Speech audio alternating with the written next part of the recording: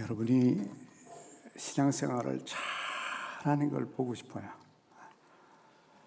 신앙생활을 잘하기 위해서 하나님이 나를 사랑한다는 것을 분명히 믿어야 됩니다. 확신을 갖고 믿어야 돼요. 그게 구원의 확신입니다. 그리고 하나님께서 나와 함께 하신다는 임재의 확신을 갖고 살아야 신앙생활을 잘 할 수가 있어요.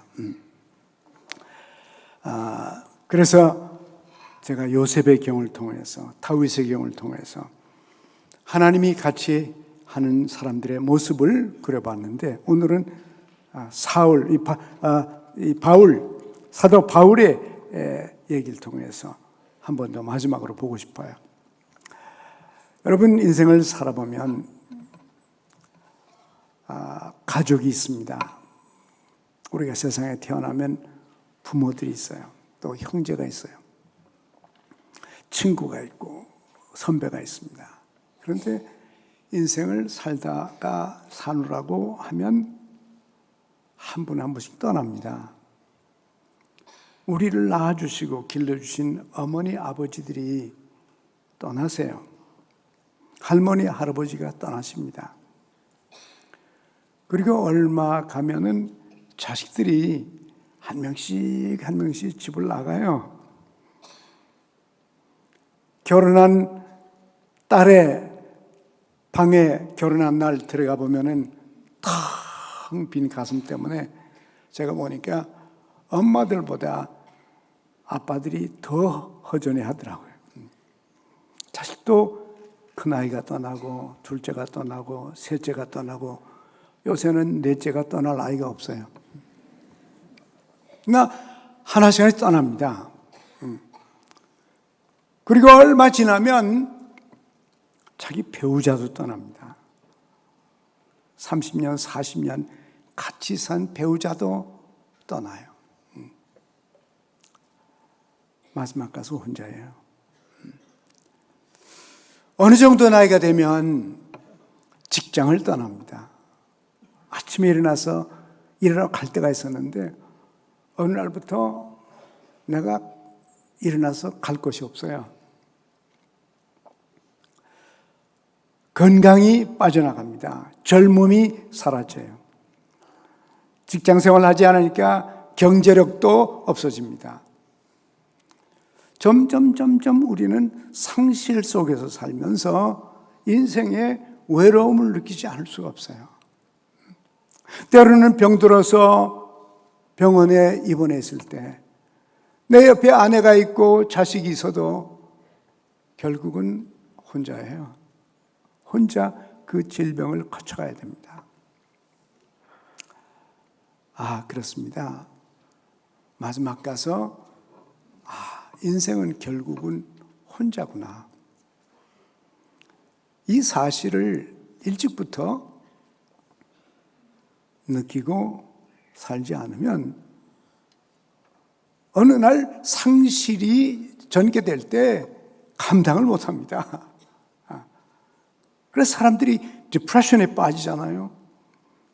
부모도 사라지고 건강도 사라지고 젊음도 사라지고 마지막 가서 혼자 인생을 직면하고 있다는 사실을 느낍니다.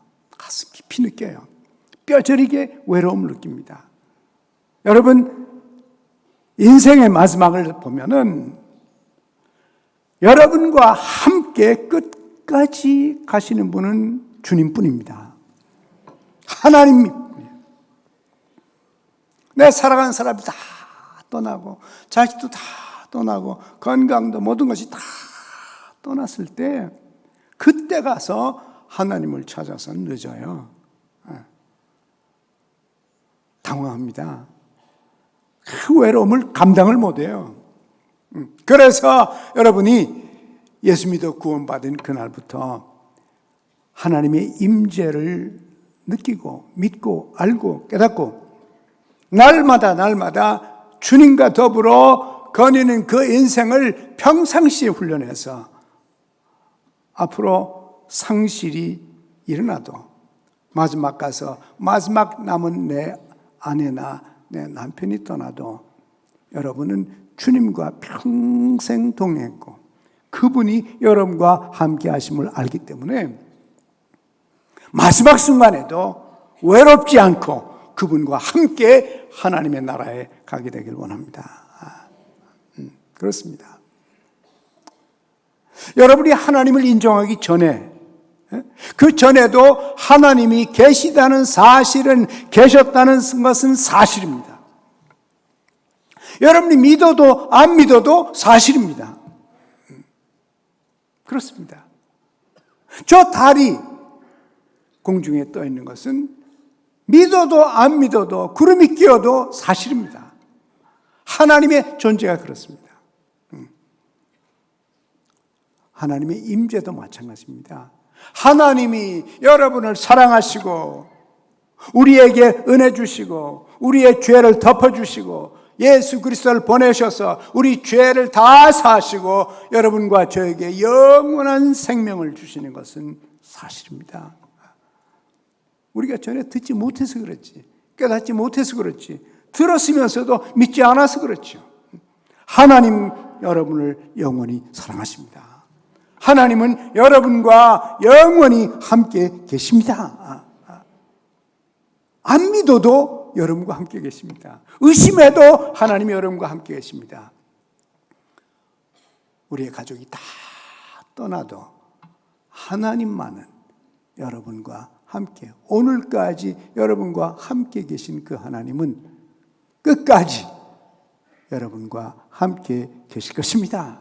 영원히 하나님께서 여러분과 함께 계십니다. 우리는 신앙은 무엇입니까? 신앙이라는 것은 없는 것을 발견하는 게 아니고 있는 것을 깨닫는 겁니다. 보지 못했던 것을 보는 것입니다. 알지 못했던 것을 아는 것입니다. 믿지 못했던 것을 드디어 발견해서 믿고 사는 것입니다. 구원의 확신과 함께 여러분은 반드시 하나님의 임재의 확신을 갖고 마지막 날까지 그분과 더불어 외롭지 않게 사시기를 바랍니다. 저는 지난 여러 주 동안에 구원의 확신과 임재의 확신을 여러분 속에 어떻게 하면 여러분이 믿을 수 있을까 노력을 해왔습니다. 지난주 우리가 성찬 예식이 있어서 성경이 그 임재 때문에 오는 축복이 여러 가지가 있는데 제가 다 말씀을 못 드렸어요. 오늘은 그 나머지를 말씀드리면서 사도 바울의 얘기를 하려고 합니다. 하나님이 우리와 함께 계심을 믿으면 어떻게 되나? 어떤 축복이 있나? 첫째로 영적인 안정감이 생깁니다. 안정감, security, 편안한 마음, 안전한 그 중심이 잡히는 겁니다. 구원을 찾아서 진리를 찾아서 여기저기 다니는 것이 아니고 하나님의 나라가 저 밖에 어디에 있는 것이 아니라 그 하나님의 나라가 바로 내 안에 있다는 것을 발견하는 것입니다. 그래서 안정이 생겨요. 마음의 안정이 생깁니다. 영원한 중심이 생깁니다. 누가복음 17장 21절에 이런 말씀이 있습니다. 스크린에 나왔네. 또 여기 있다 저기 있다고 못하리니 하나님의 나라는 너희 안에 있느니라. 무슨 말입니까? 앞으로 적그리스도나 거짓 선지자들이 와서 그리스도가 여기 있다, 그리스도가 저기 있다, 진리가 여기 있다, 진리가 저기 있다 그러면서 사방에서 진리가 거기 있다고들 얘기를 할 거라는 겁니다. 그러나 진리는 멀리 찾아가서 있는 것이 아니라 진리는 하나님은 여러분 속에 있다는 것입니다. 이제 여러분이 옆집 가는 방법이 두 가지 있다고 내가 전에 언제가 한번 얘기해 줬는데요. 옆집에 가는 방법이 두 가지가 있다. 첫째는 그냥 옆집으로 가면 됩니다. 간단해요. 바로 옆이니까. 또 한 가지 방법은 바로 옆집으로 가지 않고 왼쪽으로 떠나서 전 세계를 한 바퀴 돌아가지고 옆집까지 가는 길이 있어요.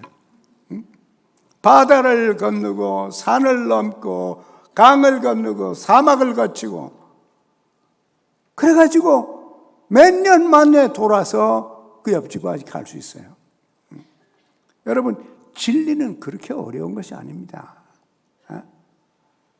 하나님의 구원과 하나님의 사랑과 하나님의 임재는 그렇게 먼 것이 아니에요. 바로 우리 앞에 있습니다. 옛날 성 어거스틴이라는 분이 계시잖아요. 그 참회락을 쓴 4세기, 5세기 사람이죠. 그분의 참회락을 보면 그런 말이 있습니다. 이 세인 어거스틴이 젊었을 때 진리를 찾고 싶어서 사방으로 헤매고 다녔습니다.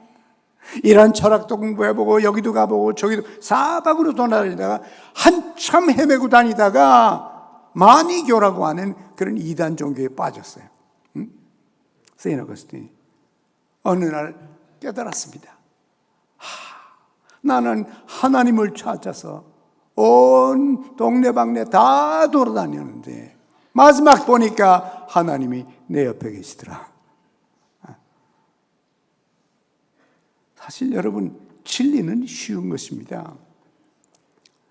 진리를 어렵게 설명하고 내가 하나님으로부터 내가 특별히 계시를 받았다, 그런 말 하는 사람 옆에 있으면 절대로 말 듣지 마세요. 진리는 어떤 사람에게 특별히 주는 것이 아니고 우리 모두에게 그저 주신 것입니다. 하나님이 우리를 사랑하시고 우리와 함께 하시고 우리와 동행하시는 것은 여러분이 믿으면 여러분 것이요. 전 세계를 돌아서 이웃집에 갈 필요가 없어요. 그냥 옆에 가면 거기가 바로 내 이웃집이요. 그렇습니다. 그래서 어떤 때는요, 여러분이 조심할 일이 있어요. 진리를 찾아서, 은혜를 찾아서 여기저기 너무 쫓아다니면 위험해요. 이단에 빠질 가능성이 있어요. 그래서 얼마나 많은 사람들이 이단에 빠집니까? 잘못된 신앙을 갖게 되는 일이 얼마나 많아요. 근데 재미있는 것은요, 이단에 빠졌던 사람들이 이단에서 나오면 또 다른 이단으로 가요. 그냥 쉽게 주님 앞에 오지 않고. 그래서 2단에서 2단으로, 2단에서 3단으로, 4단으로, 5단으로 이렇게 돌아다녀요. 여러분, 주님은 여러분 마음속에 있습니다. 어렵지가 않아요. 여러분이 깨닫고 알고 믿고 그리고 내 안에 계신 주님과 함께 이제부터는 내가 즐겁게 즐기면서 그분과 더불어 살아야 되겠다, 이렇게 여러분이 깨닫는 축복이 있길 바랍니다. 그래서 주님과 더불어 평생을 살아야 돼요. 그러니까 주님이 내 안에 있으니까 오늘 그 누가복음 17장에도 그랬죠. 여기 있다 저기 있다 하지만 쫓아다니지 말라. 하나님의 나라는 너희 속에 너희 안에 있느니라 그랬어요. 그랬어요. 우리 안에 주님이 계십니다. 하나님께서 나를 내 안에서 통치하고 계시고 나와 대하고 내가 찾을 때마다 멀리서 찾지 아니하고 바로 내 안에서 주님과 더불어 대화하며 일생을 사시기 바랍니다. 그러면 내 안에 하나님의 나라가 펼쳐지니까 그러니까 마음에 중심이 생깁니다. 이 중심, 안정감이 생겨요. 중심이 딱 잡히니까요. 흔들리지 않아요. 그러니까 자연히 우상 숭배를 하지 않습니다. 눈으로 보는 거, 손으로 만지는 거, 사람이 만든 거, 그런 데서 소망을 찾고 그런 데서 그런 것에서부터 진리를 찾으려고 방황하고 다니질 않습니다. 여러분은 하나님께서 여러분을 사랑하시고 여러분이 주님께 와서 신앙을 고백했을 때 예수님께서 여러분에게 임하셨습니다. 성령께서 여러분에게 임하셨습니다. 그분과 더불어 중심이 잡힌 안정감을 가지고 신앙생활을 하시기 바랍니다. 그분과 함께. 그런가 하면은 주님이 나와 함께 한다는 걸 내가 믿고 날마다 그렇게 살면은 자연히 여러분과 제가 주위 사람들로부터 존경의 대상이 됩니다. 존경을 받습니다. 우리 안에 주님이 계시니까.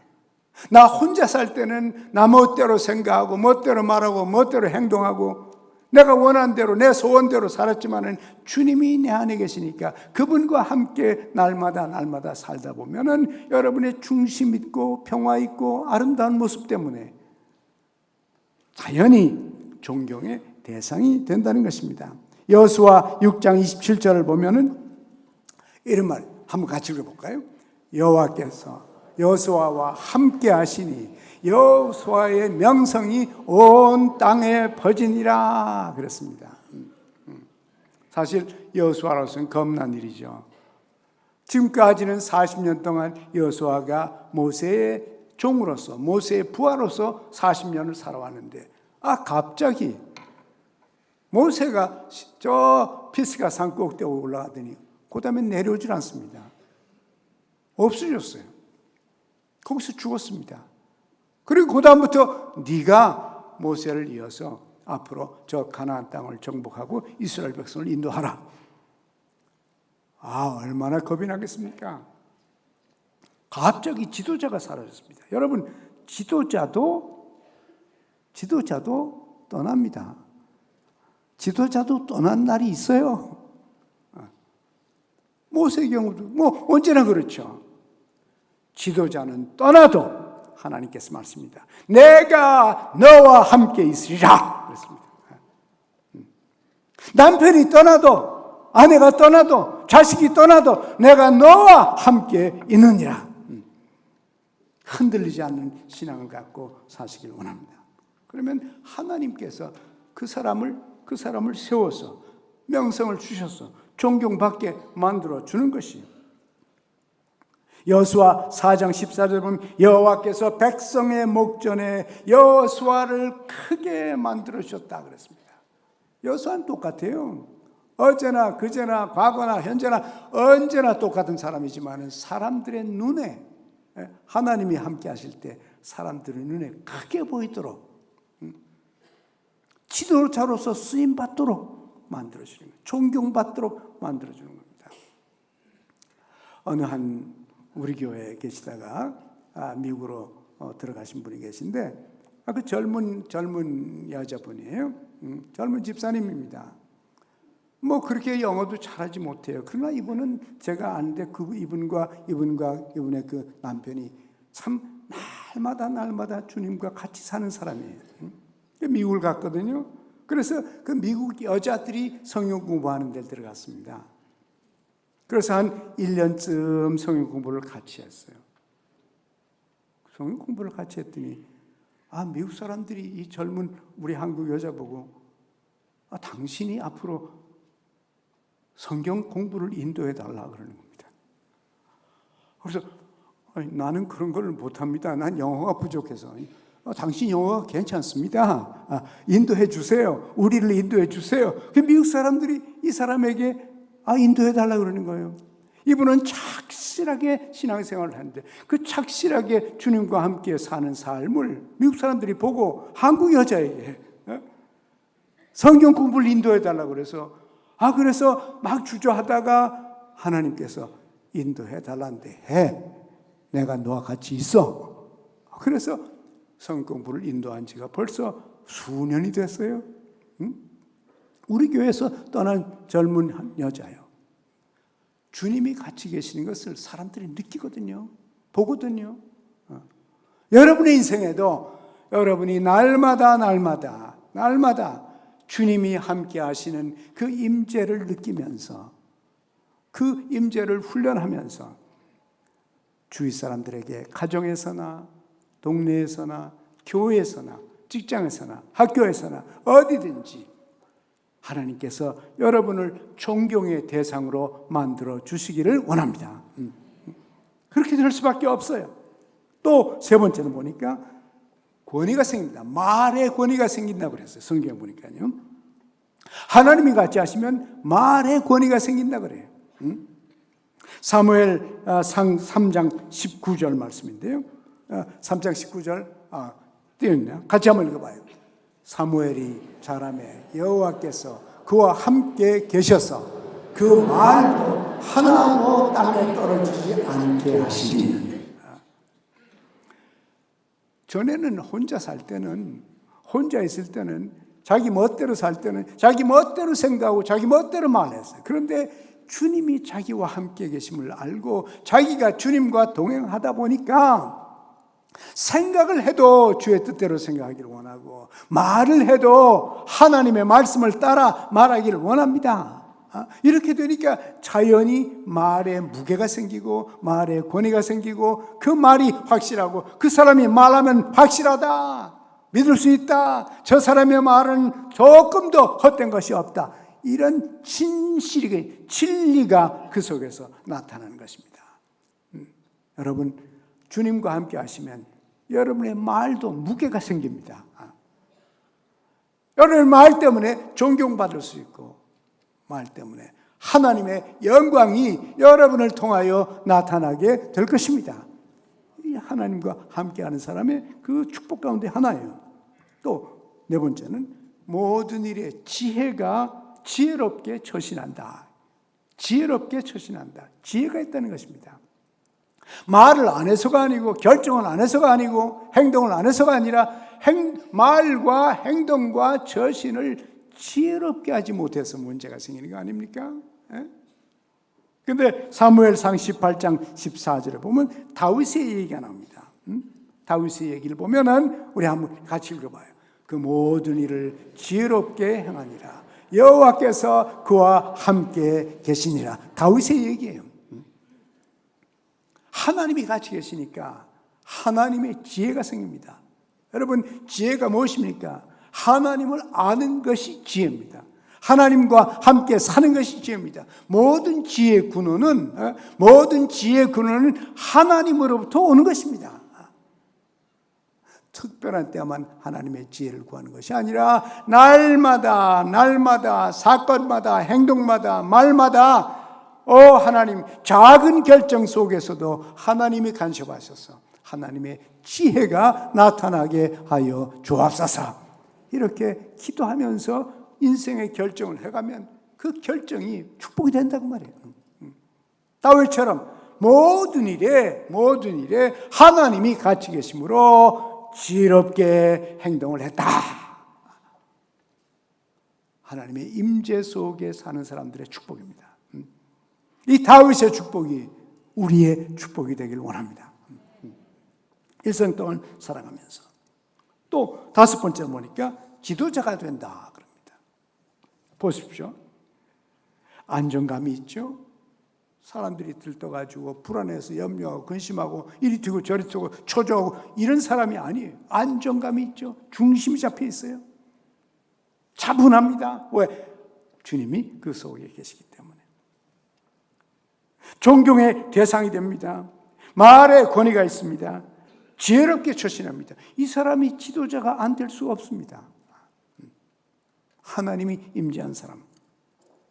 하나님께서 함께 하시니까 지도자가 된다고. 여기 역대상 9장 20절에 보니까 이 피느하스랑 엘리사의 아들 피느하스가라는 사람이 있는데 우리말로는 좀 번역이 약간 약하지만은 한번 같이 읽어봐요. 여호와께서 함께 하신 엘리사의 아들 피느하스가 옛적에 그 무리를 거느렸고 이제 이것은 한국말로 번역인데 그 영어 번역은 지도자가 됐다. 그들의 지도자가 됐다. 그럽니다. 왜? 하나님이 같이 계시니까. 주님과 함께 거닐 때 하나님께서 다른 사람을 도와줄 수 있고 다른 사람의 축복이 되고 다른 사람에게 은혜가 되고 다른 사람에게 덕을 끼치는 그런 종류의 사람이 여러분과 제가 될 수가 있습니다. 이것이 우리가 사는 인생이요, 이것이 신앙생활입니다. 주님의 축복이 여러분 가운데 있어서 여러분이 가족들 사이에서도 참 존경받은 지도자가 되고 교회에서도 또 동네에서도 직장에서도 학교에서도 어디든지 여러분이 있는 그곳에서 하나님의 임재를 체험함으로 수많은 사람들에게 축복의 근원이 되기를 원합니다. 또 여섯 번째는 영광의 소망이신 예수 그리스도가 우리를 통하여 알려진다 그랬습니다. 골로새 1장 21절에 이 말이 좀 어렵습니다만은 말이 어렵지만 한번 같이 읽어봐요.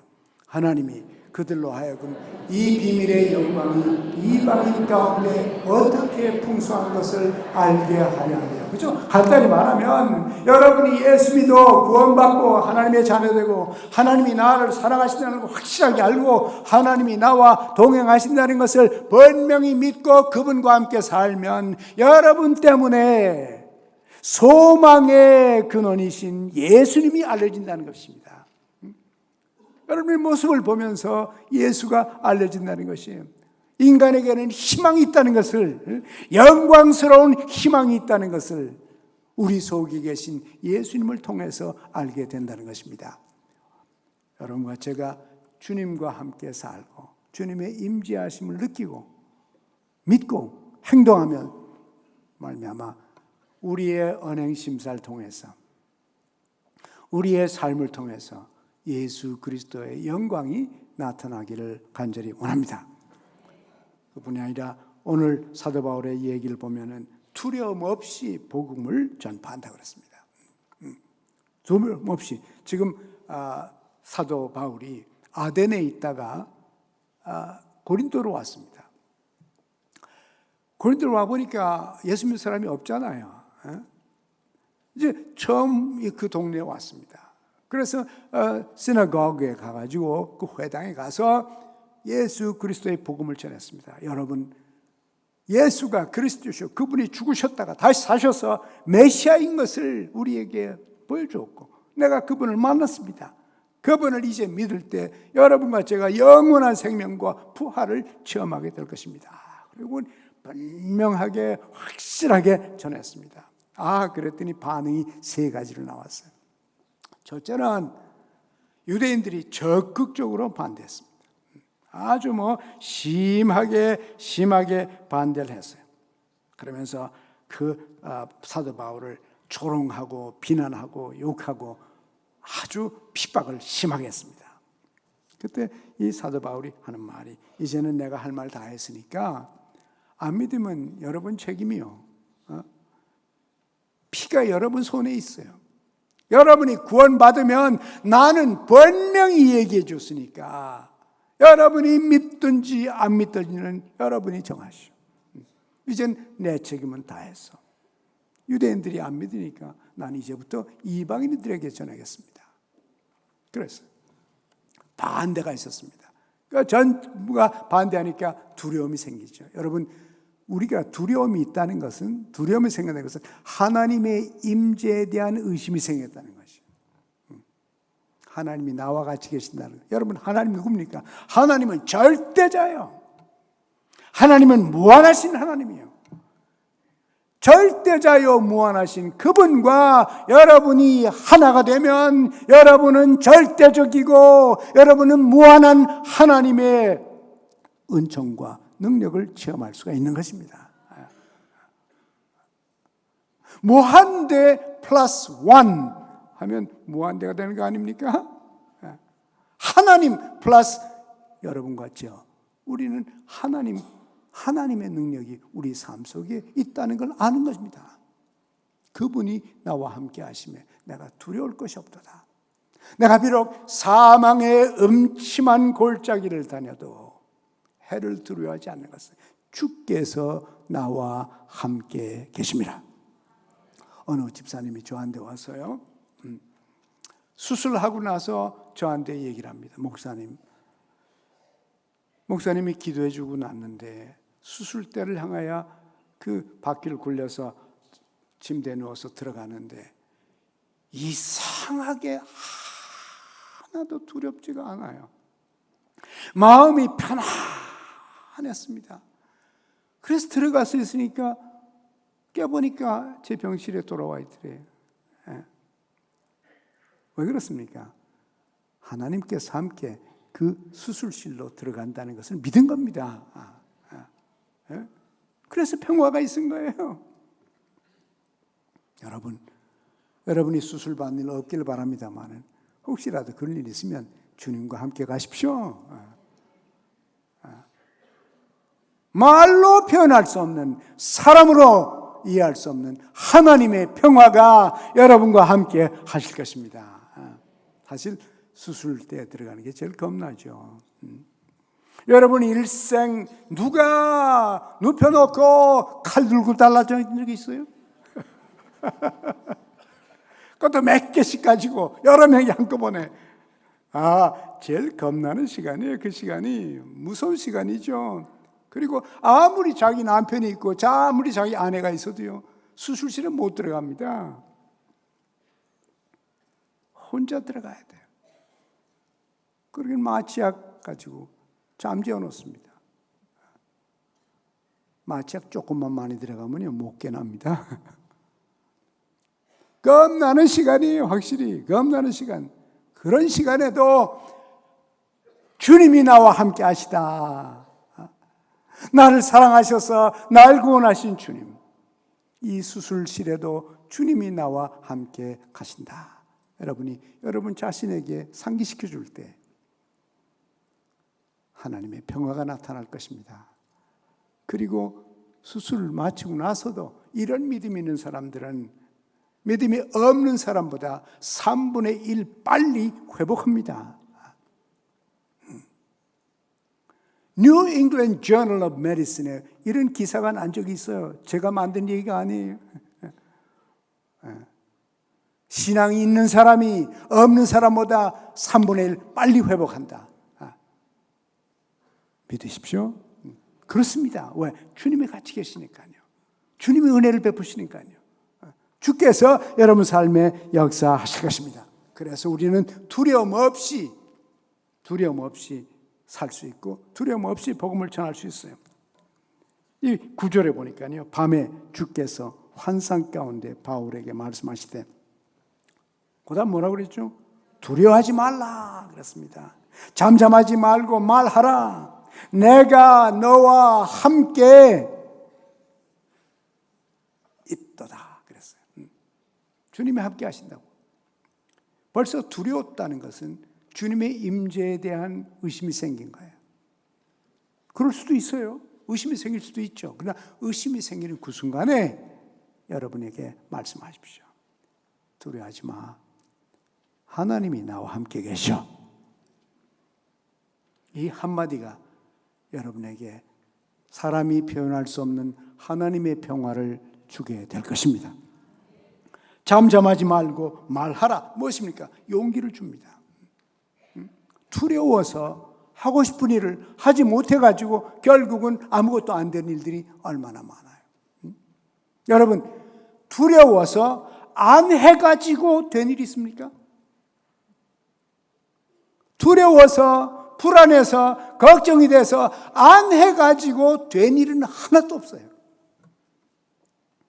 두려움을 박차고, 주님의 임재하심으로 두려움을 박차고, 하나님의 능력으로 하나님을 의지하고 해서 된 일들이 있어요. 이런 것들이, 이런 믿음으로 한 일들이 세계 역사를 만들어낸 것입니다. 인류의 역사가 믿음으로 된 것들이에요. 의심해가지고, 걱정해가지고, 염려해가지고, 두려워서 안 해가지고 된 일은 없어요. 여러분, 혹시라도 믿음으로 해서 안 됐다 하더라도 난 될 줄로 알았는데 안 됐으면 그만이죠. 후회가 없잖아요. 그때 할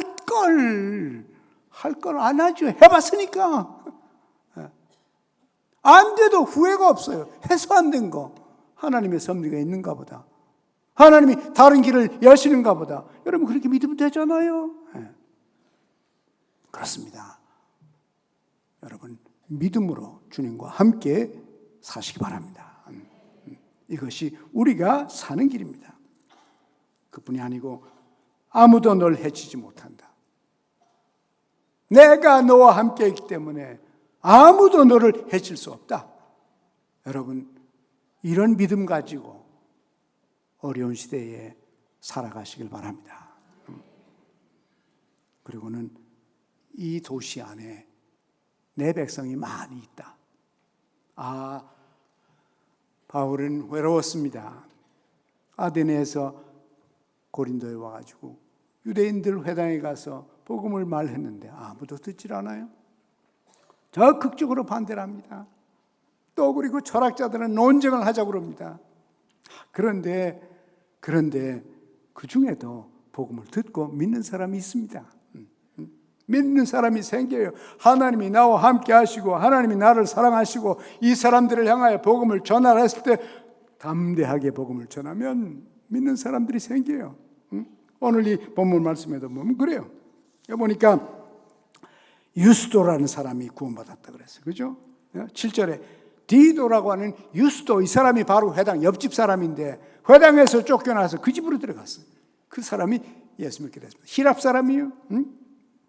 또 그 회당장 그리스보가 예수를 믿게 됐고 또 가족이 전부가 다 구원받았습니다. 바울 때문에. 왜? 바울은 하나님과 함께 사는 사람이에요. 자기의 능력으로 복음 전하는 사람이 아니라 하나님의 능력으로 복음을 전하기 때문에 유스도가 예수 믿게 됐죠.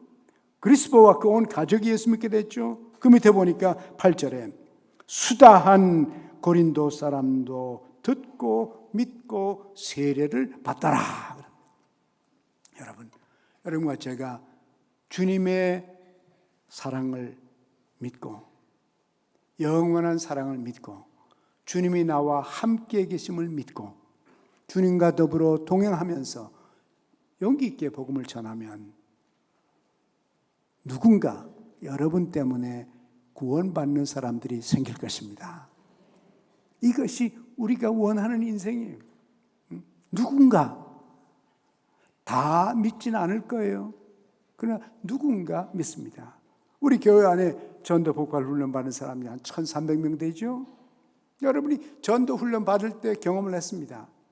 전도 훈련 받아가지고 나흘째 되는 날 나가서 복음을 전하니까 예수 믿는 사람들이 얼마나 많아요. 70% 이상이 예수를 믿습니다.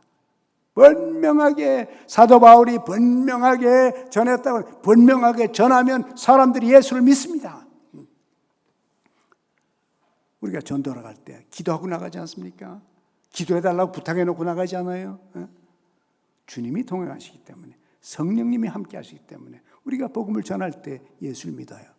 여러분의 삶에도 여러분이 하나님의 임재를 믿고 날마다 삶으로 말미암아서 하나님이 여러분을 축복하시고 여러분들에게 두려움 없애고 그리스도의 향기가 나타나고 또 뿐만 아니라 안정감과 존경의 대상이 되고 말의 권위가 있고 지혜롭고 지도력이 있어서 여러분 때문에 누군가 구원받는 축복이 있기를 간절히 원합니다.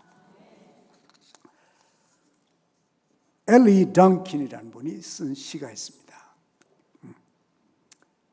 이 제목이 나는 혼자가 아니다 라고 하는 시예요.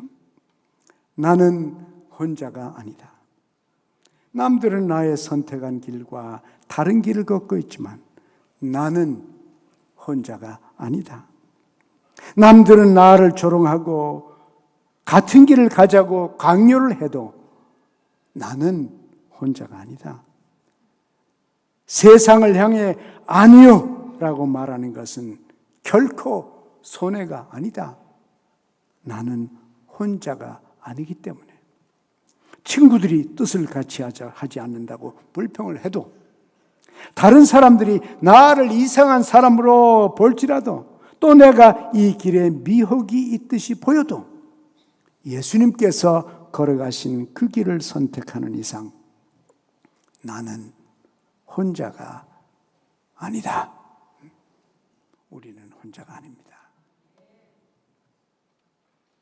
하나님 아버지, 우주 속에서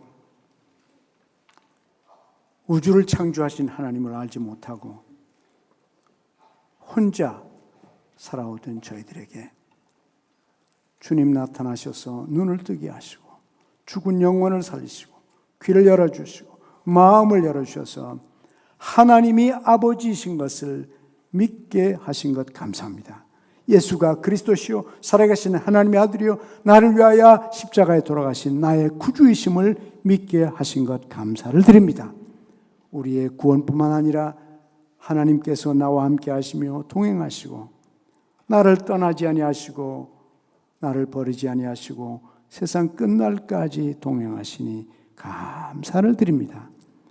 혼자 사는 인생이 아니고 마지막 시간까지도 혼자가 아니고 주님과 더불어 끝까지 살면서 우리를 통하여 하나님의 영광이 나타나고 예수님의 모습이 나타나고 하나님 우리를 통해서 많은 축복이 나타나고 우리를 통해서 구원받는 역사가 나타나게 하여 주옵소서. 예수님의 이름으로 기도합니다. 아멘.